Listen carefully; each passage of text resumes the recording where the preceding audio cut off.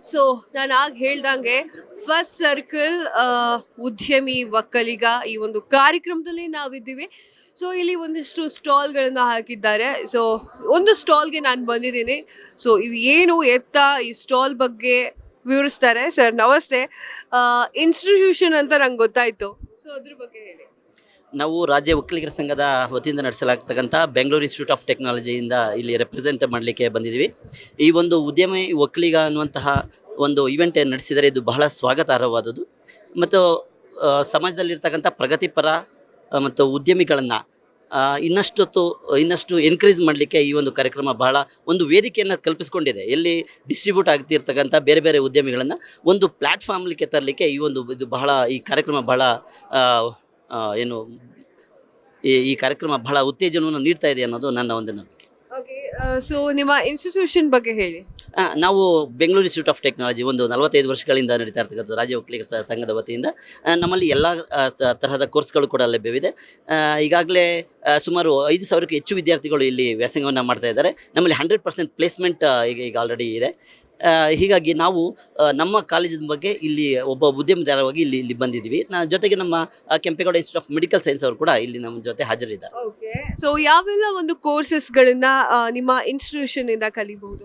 ನಮ್ಮದು ಸಿವಿಲ್ ಇದೆ, mechanical, electrical, electronics, computer science, robotics, AML, cyber security, IoT, data science, ಹೀಗೆ ಎಲ್ಲ ಥರದ ಕೋರ್ಸ್ಗಳು ಕೂಡ ನಮ್ಮಲ್ಲಿ ಲಭ್ಯವಿದೆ. ಓಕೆ.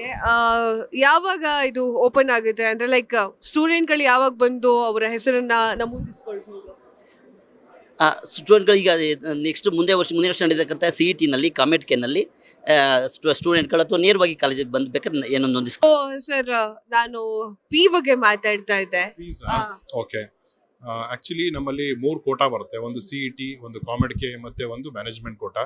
CET ಕೋಟಾಯಿಂದ ಬಂದಂಥ ವಿದ್ಯಾರ್ಥಿಗಳಿಗೆ 1.25 to 1.3 lakhs ಫೀಸ್ ಇರುತ್ತೆ.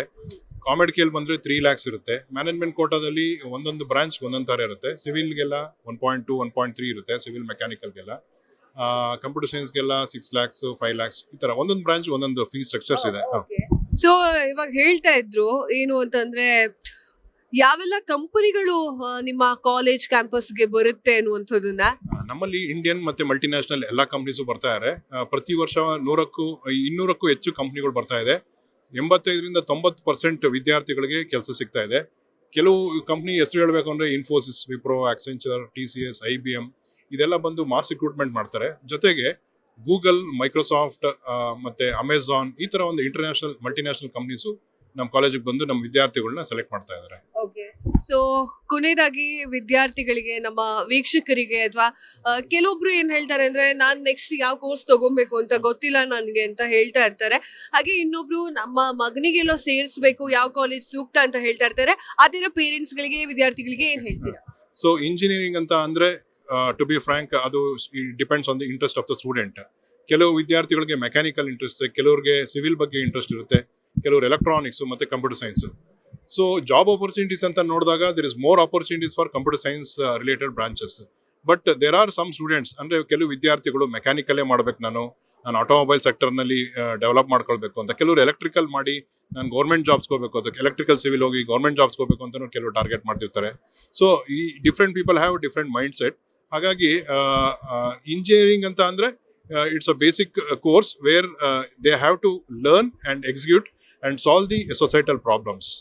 Okay sir, thank you sir, thank you so much ನಮ್ಮ ಜೊತೆ ಮಾತನಾಡಿದಕ್ಕೆ. ಇದಿಷ್ಟು ಬೆಂಗಳೂರು ಇನ್ಸ್ಟಿಟ್ಯೂಷನ್ ನ ಒಂದು ಮಾಹಿತಿ ಆಗಿತ್ತು. ಕ್ಯಾಮ್ರಾ ಪರ್ಸನ್ ಪುನೀತ್ ಜೊತೆ ನಾನು ಕಾವ್ಯ ಹೆಗ್ಡೆ, ಕರ್ನಾಟಕ TV, ಬೆಂಗಳೂರು.